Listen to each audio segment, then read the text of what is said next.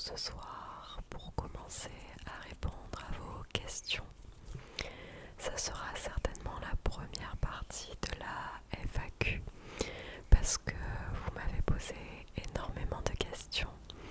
Donc je tiens premièrement à vous remercier puisque sans votre implication et sans toutes ces questions, je n'aurais pas pu vous tourner cette vidéo. Donc merci beaucoup à ceux qui ont joué le jeu et qui ont laissé dans les commentaires beaucoup de questions pour certains. Ça me permettra de vous tourner, je pense, au moins 2 vidéos de réponse à la FAQ. Et juste avant de commencer, je tenais aussi à toutes et tous vous remercier puisque nous avons atteint plus de 7000 abonnés sur la chaîne. C'est carrément dingue. Je vous remercie énormément pour ça, pour le soutien, les commentaires, les abonnements, tout ça. Vraiment c'est super sympa de votre part et ça me fait extrêmement plaisir. Donc merci encore.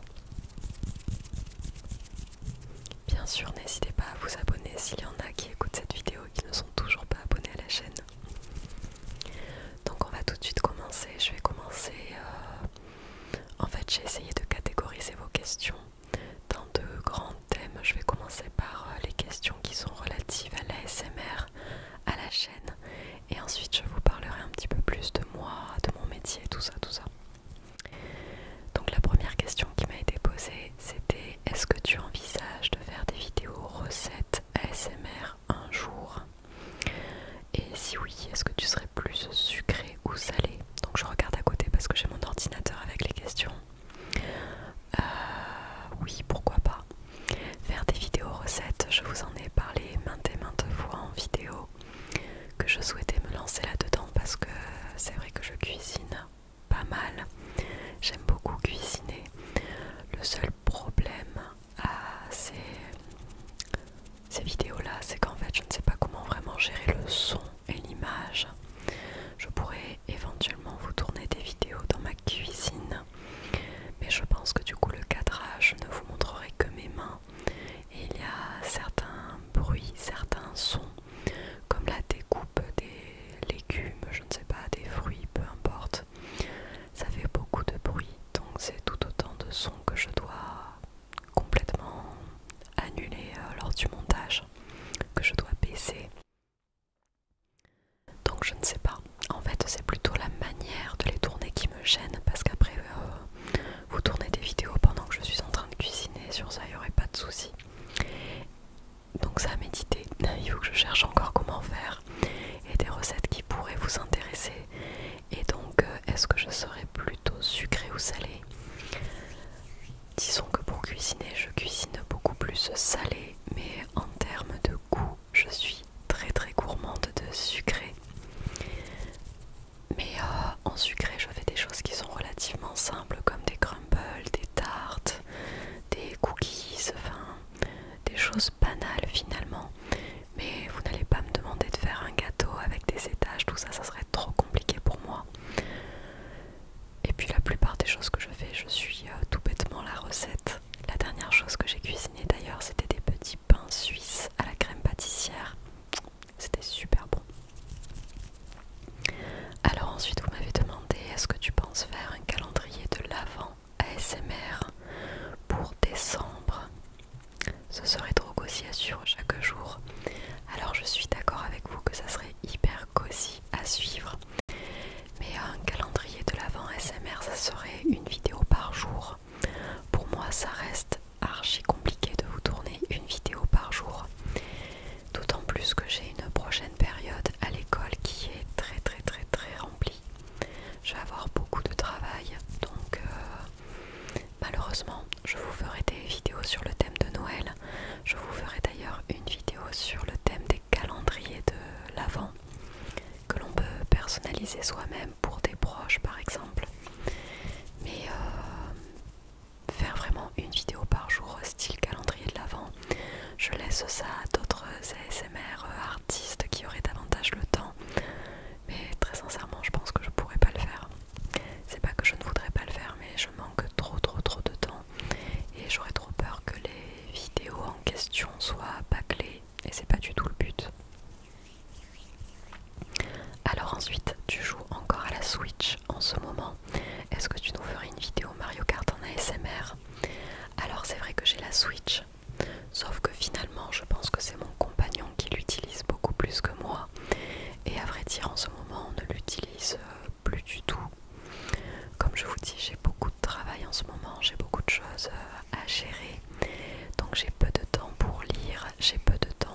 jouer.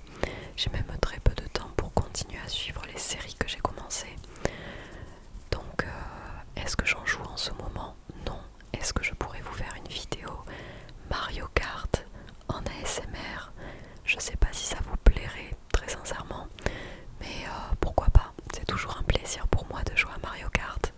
Donc c'est toujours pareil, il faudrait que je vous filme l'écran de la Nintendo Switch, mais oui, pourquoi pas. Je garde cette idée en tête et si ça vous intéresse, je tournerai une vidéo Mario Kart, même si vous verrez que parfois je suis une quiche à Mario Kart. Ensuite, vous m'avez demandé est-ce que tu vas ouvrir un compte Instagram pour la chaîne. Donc pour tout vous dire, lorsque j'ai commencé à ouvrir cette chaîne, je pense que ça faisait 1 an ou 2 que je l'avais. J'ai hésité à ouvrir un compte Instagram, donc je m'étais créé une page Instagram dédiée à la chaîne, sauf que je ne l'ai absolument pas alimentée, je n'ai jamais rien publié, que ce soit des publications classiques ou des stories, je n'ai jamais rien mis sur cette page Instagram. Et malheureusement c'est comme tout le reste, j'aurais peur en fait de commencer cette page là, de vous publier quelques petites choses et puis à certains moments ne plus rien vous publier du tout par manque de temps. Donc je sais pas si ça serait vraiment très intéressant de me suivre pour être une personne fantôme sur Instagram. Donc je pense que je vais abandonner cette idée là. J'ai hésité à me lancer sur TikTok, peut-être que si j'ai un petit peu plus de temps à un moment donné, j'essaierai de vraiment m'y intéresser pour créer une page avec quelques extraits de vidéos. Sinon au-delà de ça, je pense pas, je pense que je vais surtout rester sur YouTube, entre vous et moi sur la plateforme YouTube. Vous m'avez demandé quelles sont les vidéos que tu préfères tourner. Alors, très sincèrement, les vidéos que j'adore vous tourner, c'est un petit peu comme la vidéo que je suis en train de vous tourner. Ce sont des vidéos blabla. J'adore discuter avec vous, j'adore faire des vidéos qui soient totalement spontanées, où je vous parle sur le moment, pourquoi j'ai des épis dans les cheveux. Et enfin, ce sont les vidéos que je préfère tourner. Celle-ci et aussi les vidéos haul, retour de shopping, parce que j'ai vraiment, comment dire, une addiction à tout ce qui est le shopping, la mode, la décoration. Donc je vais très régulièrement essayer de chiner, de fouiner quelques petits trucs à droite à gauche. Et c'est toujours un plaisir en fait de le partager avec vous. Et puis j'ai l'impression que ça plaît à certains, donc je compte continuer. Mais sinon, à l'inverse, ce que je déteste tourner et ce que je détesterais tourner parce que finalement je l'ai pratiquement jamais fait, ce sont les roleplays parce que je ne me sens pas du tout à l'aise avec ce style de format de vidéo, même si j'apprécie parfois en regarder. C'est vraiment pas mon truc en fait de me mettre dans le rôle de quelqu'un d'autre, dans un certain métier, une certaine profession par exemple, et vous tournez un roleplay, je me sens pas du tout à l'aise là-dedans. Ce qui est très rigolo parce qu'à l'inverse, lorsque j'étais petite, je pense que dans ma chambre avec ma sœur, on a inventé tous les métiers possibles et inimaginables. On avait tout fait, la bibliothécaire, la caissière, la vendeuse de maillots de bain. Donc finalement, tout cet aspect roleplay, je le faisais quand j'étais petite. Mais je me vois pas le faire maintenant que je suis adulte et que je compte faire des vidéos ASMR un peu plus chill, moins travaillées du moins. Alors, quelles sont les vidéos que tu préfères regarder? Les vidéos que je préfère regarder, finalement c'est un petit peu celles que je préfère tourner. J'adore écouter les vidéos blabla des gens. J'adore savoir ce qui se passe dans leur vie. Je suis très curieuse. J'aime beaucoup les gens qui partagent un petit peu de leur personne. Et un petit peu sous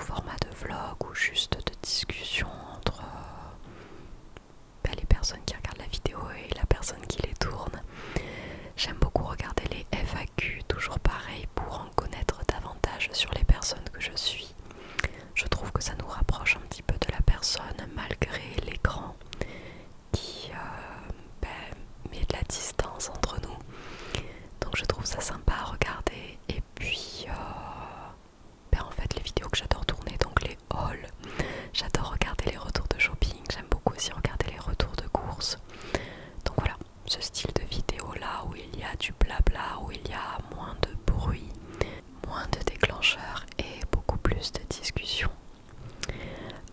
Pourrais-tu faire un petit tuto make-up en vidéo?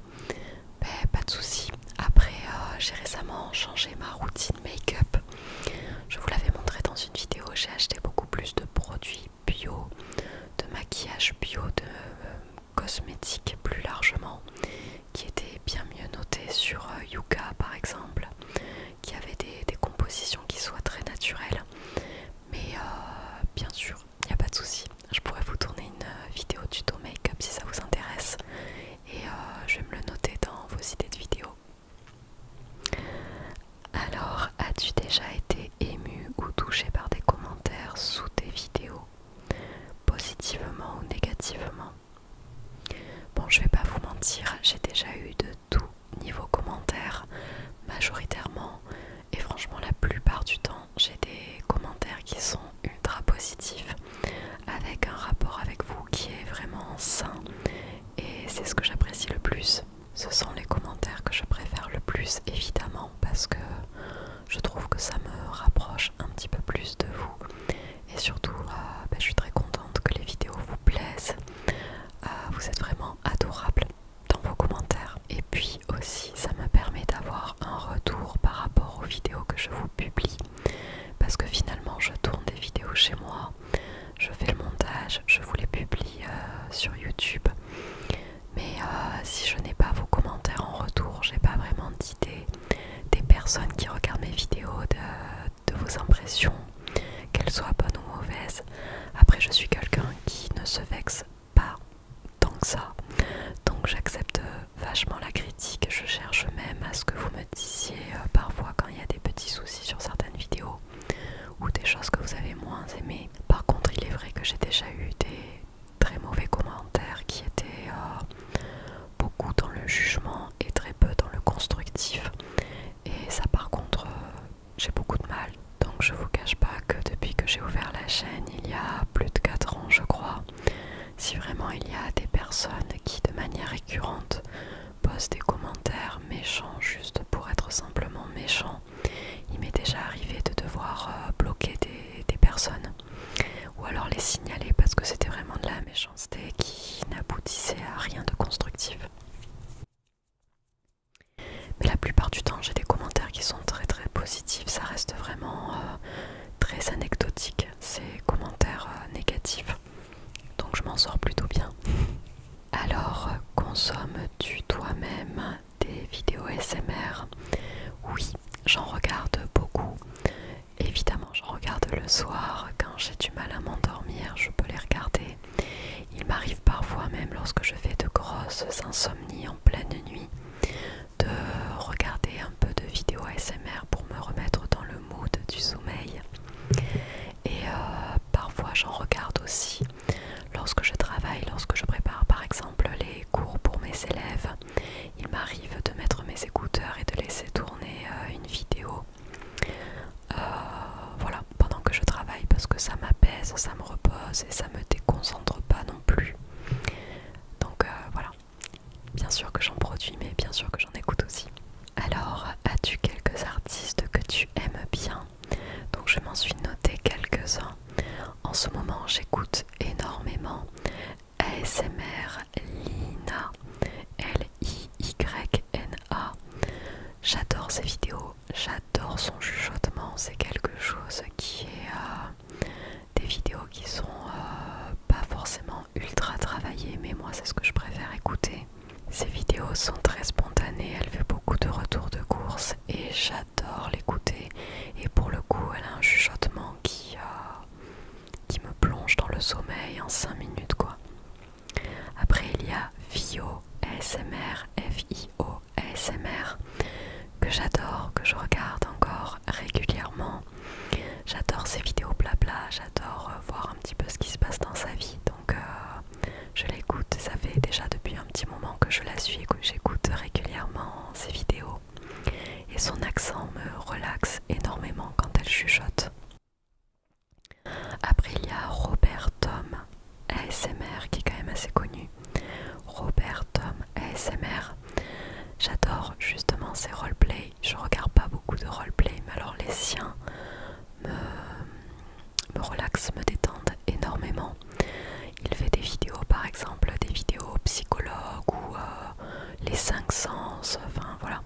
des choses comme ça, et je trouve que c'est hyper relaxant.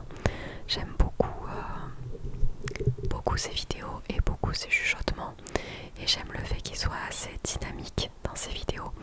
Autant parfois il y a des vidéos ASMR très lentes, très cosy que j'aime beaucoup, autant parfois quand j'ai des personnes qui parlent assez vite comme ça en vidéo ASMR, j'aime beaucoup aussi, parce que je suis moi-même très speed dans la vie de tous les jours. Ça se remarque peut-être pas en vidéo, mais j'aime beaucoup les gens qui sont assez dynamiques. Je vais vous en dire d'autres aussi assez rapidement. Il y a Charlotte ASMR que j'adore, Marco ASMR que j'adore écouter aussi. Marco, quand il fait ses petits débriefs de fin de mois, ses roleplay, coiffure et tout, j'adore. Il y a Obsidia ASMR, que j'aime beaucoup. J'aime énormément lorsqu'elle parle de lingerie, de la lingerie qu'elle a achetée, du make-up, du parfum. J'aime beaucoup ses retours de shopping, enfin des petites vidéos comme ça que j'aime beaucoup. J'adore son chuchotement. Il y a aussi Chlo ASMR, CHLOO ASMR. J'adore ces vidéos qui aussi sont très cosy, la plupart du temps tournées dans sa chambre. Et j'aime beaucoup. J'adore son style, j'adore le fait qu'elle affirme son style qui est pas forcément très banal. Et son chuchotement est vraiment une pépite. Il y a aussi Douce ASMR que j'écoute de plus en plus en ce moment. Je l'ai découverte assez récemment, Douce ASMR, et j'aime beaucoup ces petits blablas du dimanche, ces petits débriefs, écouter ce qui se passe dans sa vie, tout ça, j'adore. Une autre personne que j'ai découverte il y a très peu de temps, c'est Roxy Book ASMR. Elle a un chuchotement qui est très articulé comme j'aime beaucoup. Et j'adore son style, j'adore ses lunettes. J'aime beaucoup les revues qu'elle fait de ses livres qu'elle a lus, des livres qu'elle a lus. Et voilà, c'est une chaîne que j'aime beaucoup. Et je vais vous en dire une dernière pour la route. J'ai aussi découvert il y a peu de temps Pomme Acide ASMR. Pomme Acide ASMR. J'adore tout pareil. Son chuchotement, le fait qu'elle soit très naturelle, très spontanée. J'aime beaucoup ses vidéos blabla en fait. Quand elle chuchote, je trouve ça hyper relaxant. Et voilà, ce sont les chaînes que j'écoute le plus en ce moment. Donc il y a beaucoup de femmes et beaucoup moins d'hommes pour le coup. Je risque de vous tourner le reste des questions plus tard. Je vais terminer juste avec les questions qui sont relatives à la ASMR. Parce que là je pense que je vais devoir vous faire beaucoup de coupes pendant le montage. Je tourne en plein après-midi et j'ai l'impression que j'entends des avions passer toutes les 5 minutes. J'ai l'aéroport qui est pas non plus trop loin de chez moi. Et je fais qu'entendre les avions, c'est insupportable pour tourner la vidéo.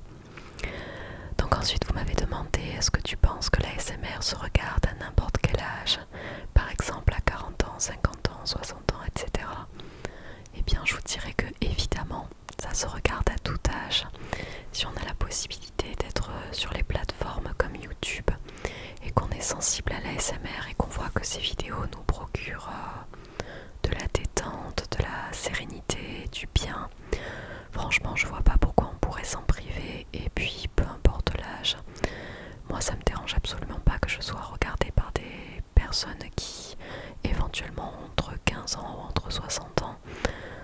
Je trouve ça juste trop bien quoi, c'est que ça touche justement à tous les âges, tous les niveaux. Par exemple maintenant j'ai l'âge que j'ai, la trentaine, mais j'ai commencé à regarder les vidéos je crois à mes 18-20 ans, donc ça fait plus de 10 ans que je regarde la ASMR et que je ne m'en suis toujours pas lassée. Donc pour moi non, il n'y a absolument pas d'âge pour regarder la ASMR, c'est toujours du kiff. Alors comment envisages-tu l'avenir de ta chaîne YouTube? Très bonne question.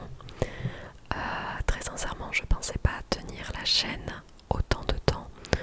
Quand je m'étais lancée pour tout simplement essayer de publier des vidéos qui soient relaxantes, je pensais que j'allais faire ça peut-être 2 ou 3 ans maximum et puis après que j'allais arrêter petit à petit. Pour tout vous dire, mon but déjà quand j'ai commencé, je me suis dit si tu as 2000 abonnés c'est vraiment le top, tu as atteint tes objectifs. Maintenant je vois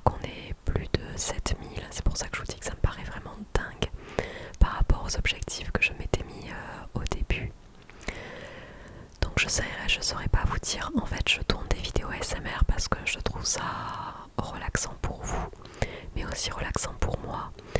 J'adore vous créer du contenu, j'aime beaucoup alimenter la chaîne et avoir ce rapport qui est justement très sain avec vous. Donc en fait je me suis dit que j'allais continuer les vidéos tant que le temps me le permet, que j'arrive à me dégager du temps pour ça et tant que j'y prends du plaisir évidemment. Si après ça devient une contrainte, que ce soit une contrainte par rapport au temps ou que j'y perde de l'intérêt, je pense qu'à ce moment-là je publierai beaucoup moins de vidéos, du moins beaucoup moins fréquemment de vidéos. Et puis très sincèrement je vois pas l'avenir de la chaîne sur le long terme. J'attends de voir, tant que ça plaît, tant que ça fonctionne, il n'y a pas de souci. Après malgré le fait que j'ai énormément d'abonnés sur la chaîne, parce que pour moi 7000 ça me paraît dingue, je vois des personnes aussi qui publient 3-4 vidéos maintenant d'une autre génération et qui arrivent à atteindre 15 000 abonnés en 2 vidéos. Alors je comprends pas trop comment cela est possible. Moi j'ai pas cherché à faire cette chaîne pour le nombre d'abonnés, mais c'est vrai qu'il y a quelques trucs sur YouTube qui m'échappent et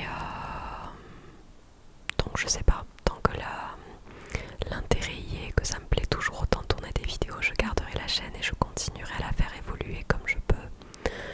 Et puis si je vois que le contenu plaît de moins en moins ou que moi ça me plaît de moins en moins de tourner, à ce moment-là je pense que je diminuerai progressivement les vidéos et puis on verra bien. Mais je vous parle de ça dans bien longtemps. Ne vous inquiétez pas, pour le moment je suis très contente de tourner des vidéos. J'y prends toujours autant de plaisir, donc je vais continuer la chaîne telle qu'elle est en ce moment. Alors, considères-tu l'ASMR que tu produis pour ta chaîne comme un métier? Pas du tout. Comme je vous le dis, l'ASMR pour moi, je l'ai commencé en tant que loisir et c'est resté un loisir. Je tourne les vidéos par plaisir pour pouvoir vous apporter de la relaxation qui est quand même le but premier de l'ASMR. J'adore vous partager aussi quelques petits trucs par-ci par-là de ma vie, de mon métier, de mon shopping, de mes retours de courses, etc.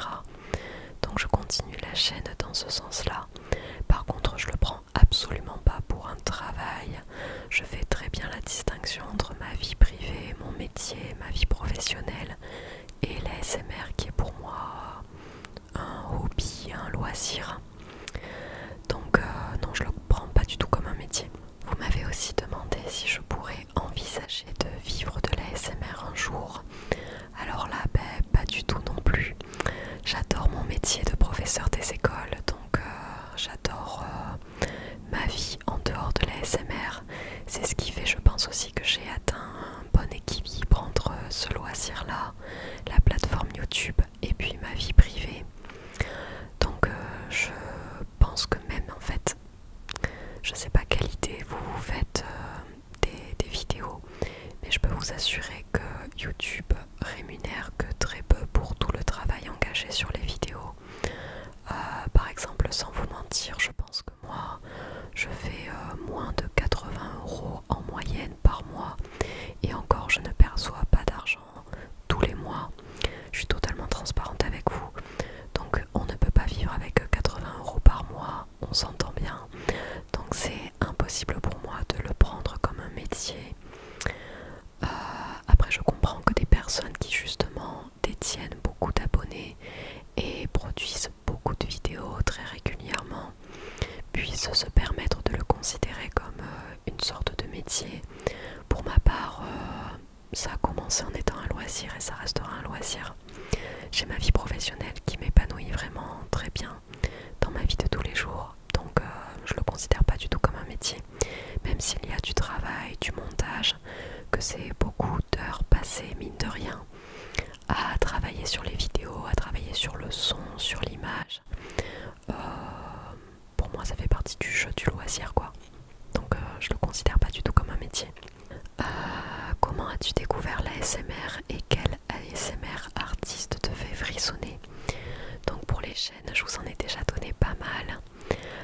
Comment as-tu découvert l'ASMR? Tout simplement, lors de mes études supérieures, j'étais quand même assez en panique les cours, les examens qui approchaient. Donc j'ai tout simplement et tout bêtement cherché sur YouTube des vidéos de relaxation, de méditation guidée, le bruit de l'eau qui coule, le bruit des oiseaux, le chant des oiseaux, des choses comme ça. Et petit à petit, on va dire que l'algorithme YouTube m'a mis de l'ASMR dans mes petites playlists de relaxation. Et donc j'ai découvert des personnes qui chuchotaient dans des micros pour nous relaxer. Alors j'ai trouvé, comme beaucoup de gens, que les chuchotements en temps normal c'était très relaxant, surtout en cours quand vous chuchotez avec vos copains, copines pour pas que le prof puisse vous entendre. Je trouvais que c'était relaxant, que c'était agréable à écouter, comme par exemple le bruit de la craie sur le tableau lorsque le prof écrivait le cours.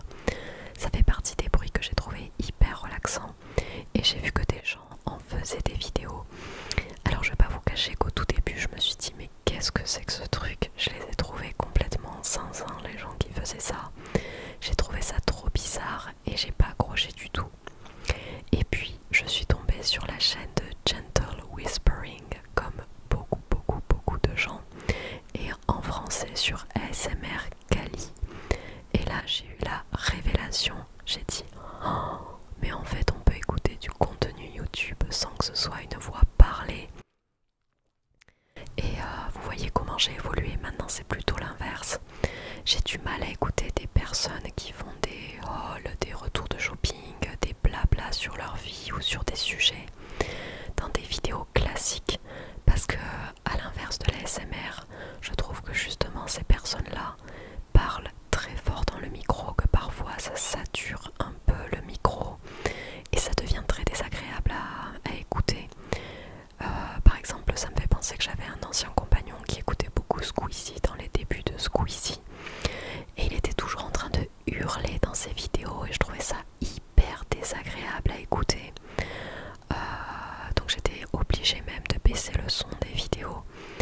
Donc en fait, maintenant j'adore regarder des vidéos classiques quand les gens parlent d'une voix assez soft, et j'adore l'ASMR. Par exemple, pour un style de vidéo qui n'est pas de la vidéo ASMR, une chaîne qui n'est pas ASMR mais dont la fille parle vraiment doucement et d'une manière très apaisée, ce qui est vraiment finalement relaxant.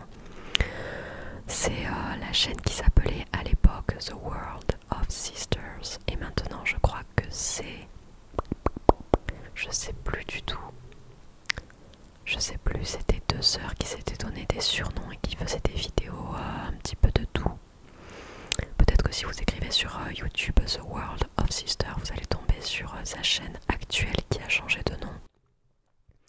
Et c'est une fille qui doit avoir à peu près mon âge d'ailleurs, qui habitait à Toulouse je crois, qui fait des vidéos qui sont vraiment douces, avec une voix très douce. Et j'adore ces vidéos, j'adore écouter ce qu'elle raconte parce que justement c'est très audible et très reposant, malgré le fait que ce ne soit pas des chuchotements. Et enfin, dernière question pour cette vidéo, et je vous ferai le reste plus tard. Comme certains ASMR artistes, seriez-vous intéressé, toi et ton conjoint, pour faire une vidéo commune, voire toi et ta sœur? Alors, j'ai déjà fait des vidéos sur ma chaîne il y a très longtemps. Je crois qu'il y en a que j'ai d'ailleurs supprimé depuis le temps, que j'ai réalisé avec mon compagnon. À vrai dire, je pense que ça les branche pas tant que ça, que ce soit ma soeur, mon compagnon ou des amis, etc., de venir sur mes vidéos, ou alors ils le font juste pour l'expérience, pour essayer de l'ASMR.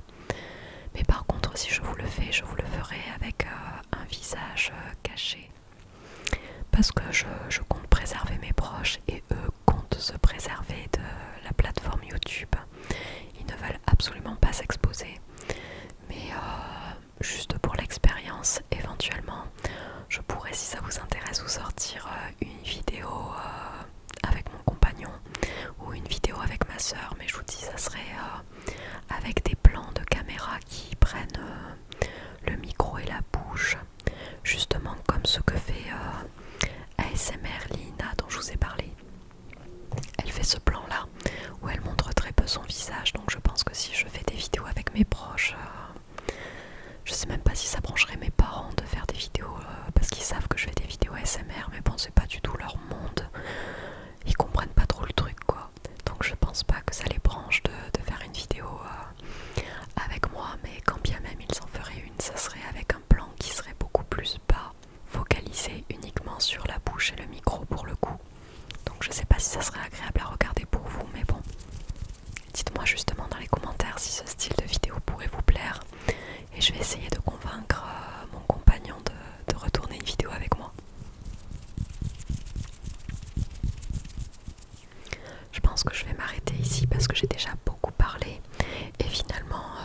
questions plus personnelles ou sur mon métier ou qui touchent d'autres sujets, je vous les ferai plus tard dans une autre vidéo parce que sinon je vais perdre trop de temps et ça va être trop compliqué au montage si la vidéo dure plus d'1 heure, donc je m'arrête ici.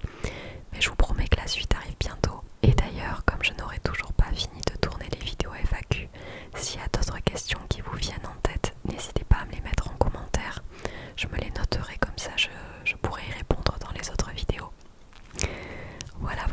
En tout cas, j'espère que la vidéo vous aura plu, qu'elle aura été, mine de rien, assez relaxante. Et puis, on se dit à bientôt.